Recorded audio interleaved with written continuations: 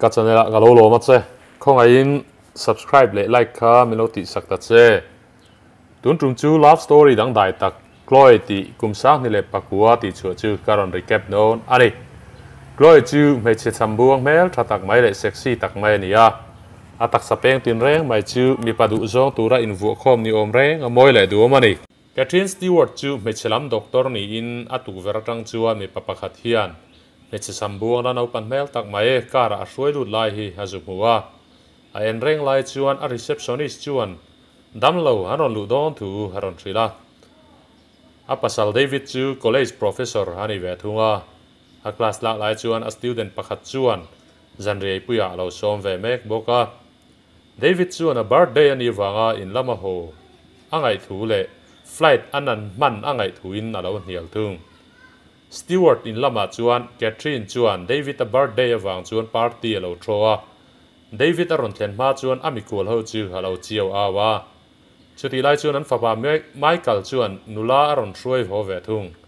apin dan laman pan ngalawang chuan Catherine chuan asom boi du ting tang lova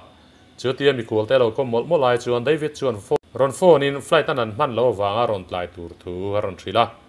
Catherine chuan lungoi lo fe chuan engti khuna nge ron lu theyang ti zotin David chuan darkar ni nuwa thlona a thlol chuale chau tur thu aron soilai mek chuan azir lai pakhat chuan anung lama tang chuan aron pana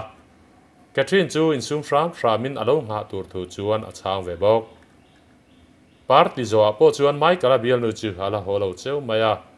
hotir tura va sila tum lai chuan kong khar chu Michael a chuan a khar ribur maya atu zinga chuan Catherine ron har hol chuan David chu bathroom a mulme tina muwa David chuan ngai dam te hadil ni ania Catherine chuan an par ti chung chang te hrilin a office a ron kalin zan rian ei dun thengem ti azo chuan David chuan an college ta atlai le tur thuina chang le ta a chuak zui ngal mai boka nakina chuan Michael abial nu chu Catherine mu ngai tur chuan ke korte haina ron chuak teu mai Catherine chuan Michael ne na chuan anom dan chu a that lo thu hrila tum lai chuan Michael chuan apa point abial nu om ve a hriat thu alo hrila chuta Catherine chuan makti takin tuman engma chanchin an hril ve lo chu a vui ru hle mai Michael chuan abial nu chu ana ani thu chu soi zawin inven na han man thu te ha soi luam bok Catherine chuan chu tiang chuan om follow se du thu ala hril rama Catherine chuan David a phone message ri chu hria in a message chuan en sak mai maya zirlai pakhat Miranda in a ma zanan hun man da na wanga lom thu ron hril na le an pan hi thalak dun ta chu aron thon alo ni a pasal chuan ama ain nula thlang ni na ngaya alom lo hle mai chu mi zan chuan David le Catherine chuan David tho pui Frank chu restaurant a an huduna chu ti lai chuan khual chon chu lo kalin David chuan enge in se adu berti na lo zot zawa chunu chuan in tura adu chu soin Catherine chuan angai thelo ruang reng hle mai David ne na chuan khoilai nge bathroom ti azon hu chuan bathroom a chuan aluta asam tron chu phelin in thiar tur chuan a thua chuta me chetri hriin a thaim ti azo chuan chunu chuan a that thu chu lo hrilin Catherine chuan pui theina anem ti azo le chuan toilet paper anei to lo thu aron soya ti chuan Catherine chuan ava pe a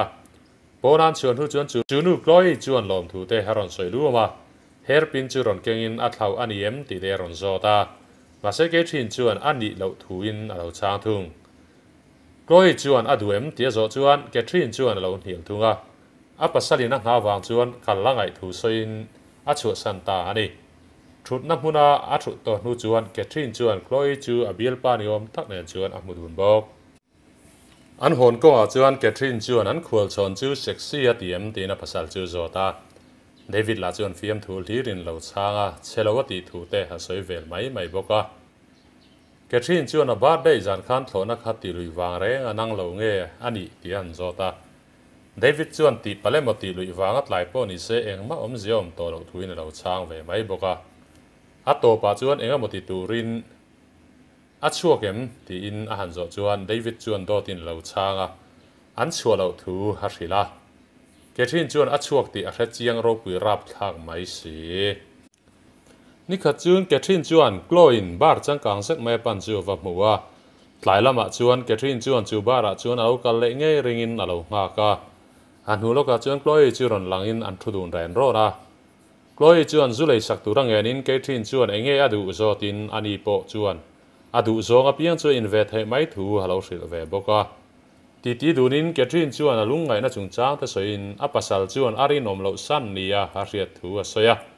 chuta chuan Chloe chu ron in rolin apasal chu in mel riat tir chin se apasal chu aler le ler lo a riat theyang ti na soya chuta Catherine chuan apasal David pian mang te le a mel mom dan te David chuan diplomatico cafe a ni tin chun cho ai thin thu te chanchin bu a chia thin thu te a ril bok chutia pasal chanchin kim chang anin ril hnu chuan Chloe chuan David chu restaurant a abron pana Chloe chuan David chu a chini chu mana ron dilin David chuan a pe ve mai bok chutian in hmu hnu chuan Chloe le Catherine chu in hmu le in Chloe chuan Catherine chu ha pasal ne na in hmu chung chang chu hrut le in chutia a chini mana vadil hnu chuan ron panin David chuan aron bethal hle maya Japanese zir anga in soya wang chuan Japanese chuan ron bia in chu wang chuan Chloe chu za wangin a sen op opa a ming te zotin a bak eng em aro a thleng zui lo ni in Chloe chuan a soi chutia Chloe chu David an aron pan ba ka a biak that hle wang chuan Catherine chu alungoi lo hle mai Chloe chuan Catherine ril dam nan a chai dana a thian ang chawa chai thu te chu a soi ve ta ani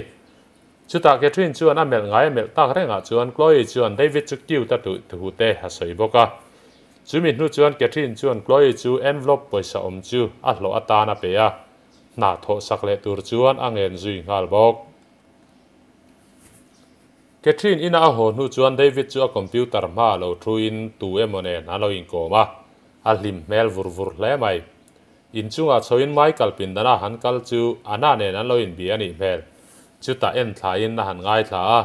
ena chuan ron muin Michael chuan kong khar chu khar tau sok mai Catherine chuan David chu tunge abiak ti zo chuan David chuan asir lai pakhatani thu soya chuta Michael a chungchang te soin thildang an soi kai zela an ti tui hle hnu chuan Catherine chuan David chu ki sa han tuma ma se David chuan a thilin lai chu in da in engemoti tur ala nei thu ha soi boka chuta Catherine chuan in thlahung takina kal san ta ani zingkara chuan Catherine chuan Chloe hne na train message adonga rivolia in muturin alo ti alo ni chuta chuan Catherine chuan thilom dan chuti to padu thu a soya ma se Chloe chuan David nen chuan in mu to thu a soi thung Catherine chuan khonge an in mu tia zo chuan Chloe chuan angen na ang chuan chun thingpuin thin na hmuna ani thu a soi chuta thingpui dora kalin Chloe chuan a in mu dan chanchin te a soi pui ani Chloe chuan a zirtir na chungchang a soi puya a music chungchang te soi puin David chuan ki satum thu a soi boka chuta Catherine chu alom lo zual hle mai Chloe chu tiang ti lo tur chuan angen nga la chuta Chloe chuan nupui nei lai ani wangin ki sadu lo thu te a soi ve boka David ero chuan poya ti lo thu a soi lai chuan Catherine mitui chu atling piau mai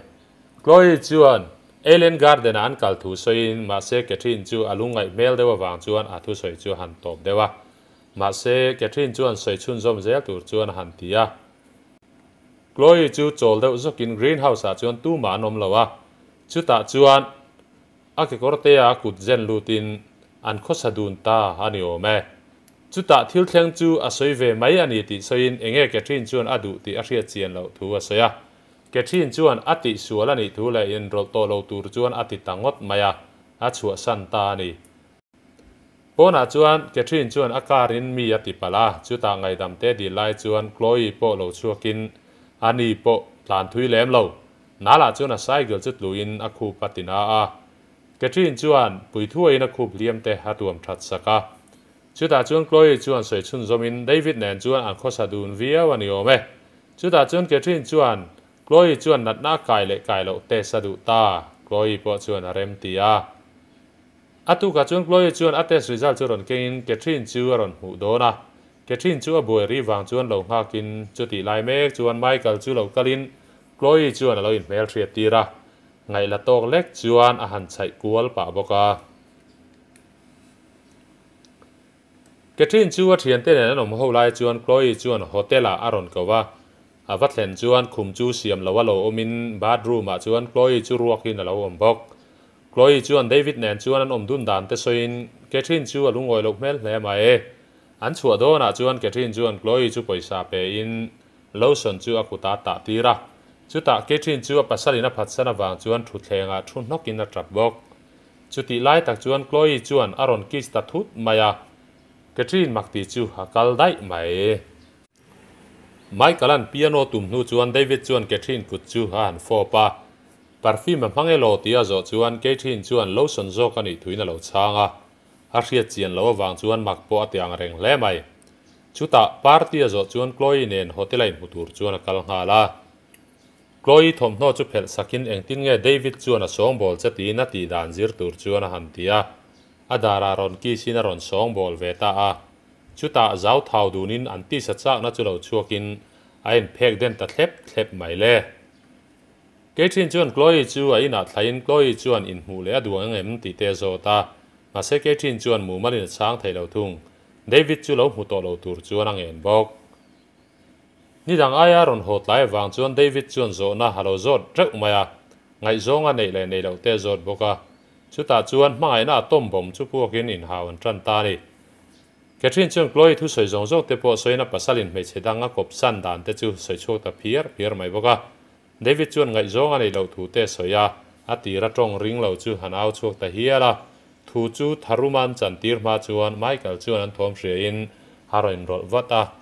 apin dana le turan ti chuan ani po chuan thinrim takin ang ve lok bok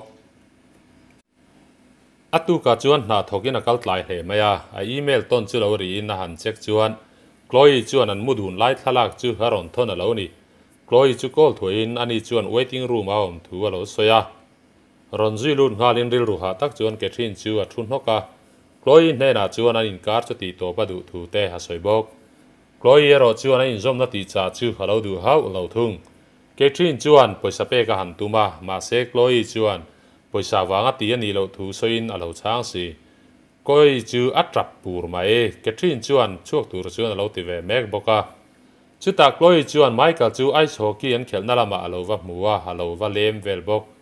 chuti lai chuan Catherine chuan message dongin Chloe chuan David akal santo thu aron thon alo ni chuta Chloe chu ka call ngalin David a chol thin na cafe akal tur chuan han tia a hriat hau lovin David chu alo som ve boka cafe a chuan David chu lo thleng ma sain Chloe chu halo tlen khala David chuan enge thil thleng le engwanga ko nge ti te han zota chuta ti dunin David chuan a birthday party chu a zirlai ten en zuan in ho wanga ron tlai ani thu a zep talova Catherine chuan apasal chuan Miranda chu amut pui nge ni a hriaina do boka ma se David chuan in fiam ringot thu le section man lo thu a soi thung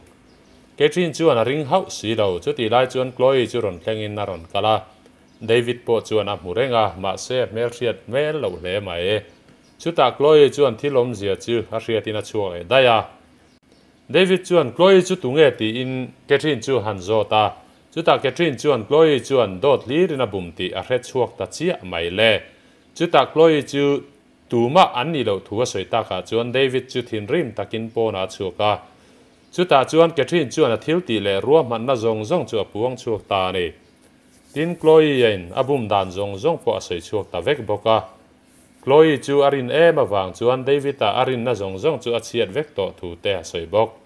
chutia in po ta un taka a han soi ta ka chuan David chu thin rim loin a mangai in ama awangin ruam man na lo siam na sa hle mai ti a hriat chuan a fop ta vonga ti chuan in rin hlel na chu aru ka rala chet lalova tongka soi fel mai a that jok zia an hre chiang to hle mai chuti lai chuan Chloe chu Michael anen Catherine te nu pakhuma chuan aloin mong zom lau lawa Catherine lo ho chuan ron hu in aron phok ta Michael chu ron harin Chloe chu tlan chua puya tuma ma se Catherine chuan a fapa chu nam chuakin Chloe chu a hawa Michael chu kal san tur chuan a tia anin hial chara chuta Chloe chuan hairpin pek chu la chuakin Catherine chu a tin ta chuti lai chuan Michael chu kongka danga ta ron lutin Chloe chuan Catherine chu a lo kisa chuti anu le abial nu in ki saron hu ta ka chuan a phok le mai Michael ron lu chu Catherine chuan a mu chuan rang takin Chloe chu tuk ver lama nam soka Chloe chu tuk vera chuan tla chuakina in vuan tang hra ma มาเซนวนตานไอจวนลากที่ทั้งตาจอกนี่ไงตัวนี้อวนไลจูอัตไลน์นัดลาเลียมตาแกทรีนจูเดวิดอัตรางไลจวนเบลเลอิน police อันเหล่าเทงะไมค์กับ statement เตอันลากบากะกลอยรวงพออันละบ่งฮัลบกอัตบนานแกทรีนจวนกลอยเฮร์ปินจูฟอินไอน์เมรุเฮียนไม่เลยงาละ movie จูอัตบตาอันนี้